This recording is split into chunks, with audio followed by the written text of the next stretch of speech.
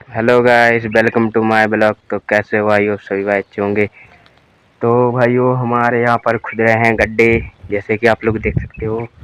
ये पीछे आप लोग को भाई पानी दिख रहा होगा, ये मतलब कि मशीन से खुदा हुआ है और भाई पानी भी निकला है हमारे खेत तरफ की जगह में। और ये हमारे भाई हैं। हाय। हम लोग आ चुके हैं अपने खेत पर, जैसे कि आप लोग देख सकते हो। और हमारे साथ में हमारे भाई। हाय हाय कर दिए। आप लोग देख सकते हो कि भाई इतनी गर्मी में भी हम आप लोगों को ब्लॉग बना के डाल रहे हैं। तो भाइयों सपोर्ट करो अपने भाई को। और पीछे आप लोग सीन क्रिएट कर सकते हो कि हमारा जो है बटरा कट चुका है और बची है पिसी। तो भाइयों पिसी भी होली के बाद 4-5 दिनों में कट जाएगी, होली के बाद। तो अभी तो बहुत टाइम है। तो मिलते हैं आपको थोड़ी देर बाद। ठीक है भाई, टाटा।